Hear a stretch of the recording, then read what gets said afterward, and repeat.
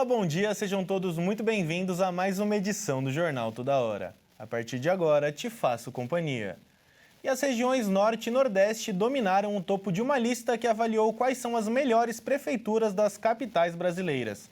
Mais de 100 mil pessoas participaram do levantamento e escolheram a prefeitura de Porto Velho, em Rondônia, como a melhor avaliada. Uma pesquisa de prefeituras e prefeitos das capitais brasileiras foi realizada pelo Instituto Verita. No ranking, as regiões Norte e Nordeste lideram com tranquilidade. Nas 3 primeiras posições apareceu a Prefeitura de Porto Velho, em Rondônia, comandada por Léo Moraes do Podemos, com quase 95%.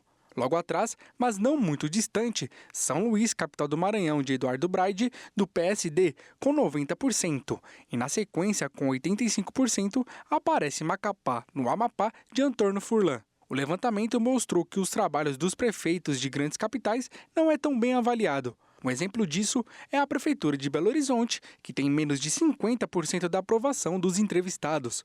O diretor do Instituto Verita esclareceu que a pesquisa tem como principal objetivo avaliar a qualidade dos serviços prestados pelas prefeituras, e não ser uma avaliação política como estamos acostumados a ver. Para o diretor, a baixa avaliação dos últimos colocados no ranking se dá por conta da falta de saneamento nas comunidades mais pobres. A surpresa no ranking ficou para as regiões mais ricas, como Sudeste, Sul e Centro-Oeste, que não teve metade das prefeituras aparecendo no top 10. O melhor posicionado é Eduardo Pimentel, do PSD de Curitiba, que aparece na 4ª colocação. Foram analisados 51 serviços municipais e a avaliação do prefeito, totalizando 52 indicadores apurados a partir da percepção direta da população. Além disso, mais de 100 mil pessoas nas capitais brasileiras responderam mais de 77 perguntas no questionário. A margem de erro varia entre 2% e 3% para mais ou para menos.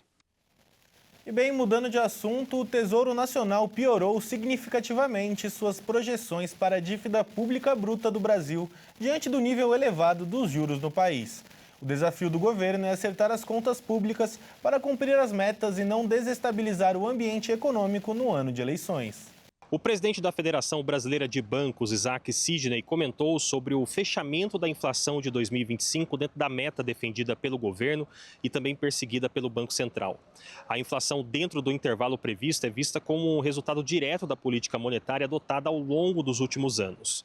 Ao mesmo tempo em que reconheceu a atuação do Banco Central no controle da alta dos preços, Sidney defendeu que o país precisa avançar no ajuste das contas públicas e entregar novas reformas econômicas para que a taxa básica de juros, hoje em 15% ao ano, comece a cair de forma consistente. Segundo ele, bancos não dependem de juros elevados para manter rentabilidade e o objetivo deve ser a estabilidade macroeconômica. Mesmo com o controle recente da inflação, especialistas destacam que o país enfrenta dificuldades para equilibrar receitas e despesas.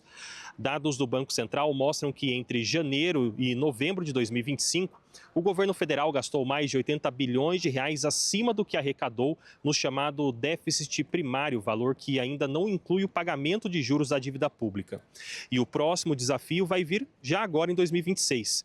Pela Lei de Diretrizes Orçamentárias, o governo vai precisar impulsionar as contas para atingir superávit primário, saindo do atual patamar de déficit.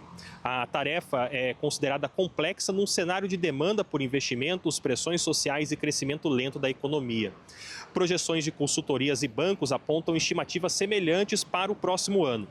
Economistas calculam déficit nas contas públicas equivalente a aproximadamente 0,7% do PIB em 2026, mesmo considerando despesas que podem ser retiradas do cálculo por regra legal. Se essa tendência se confirmar, o governo terá que cortar gastos, aumentar receitas ou revisar a meta fiscal. Já a situação se torna ainda mais delicada porque o Brasil acumula resultados negativos nas contas públicas há praticamente uma década. Quando o gasto supera a arrecadação, o governo recorre ao endividamento. Esse movimento aumenta o risco percebido por investidores e pressiona a taxa de juros, criando um ciclo que encarece o crédito para empresas e consumidores. Para tentar reorganizar as despesas, o arcabouço fiscal entrou em vigor com uma regra que limita o crescimento do gasto público a até 70% do avanço da arrecadação. Então, caso essa meta não seja cumprida, o aumento anual das despesas cai para 50%. mas tem exceções previstas em lei e grande parte delas tem sido utilizada elevando principalmente o total dos valores executados fora do limite central da norma. Levantamento da Instituição Fiscal Independente do Senado indicou que o governo gastou cerca de 170 bilhões de reais dentro dessas excepcionalidades desde que o arcabouço foi aprovado. Para analistas, o uso frequente de brechas corrói a credibilidade do conjunto de regras e também exige debate sobre aperfeiçoamentos futuros. O ministro da Fazenda, Fernando Haddad, afirma que o governo está comprometido em reorganizar as contas e que o marco fiscal cumpre o papel de frear despesas. Ele admite, porém, que vai ser necessário avançar em reformas econômicas a partir do próximo ano para que o país retome trajetória sustentável de dívida e também de crescimento. E bem, chegamos ao fim dessa edição. Foi um prazer te acompanhar até aqui. Até mais!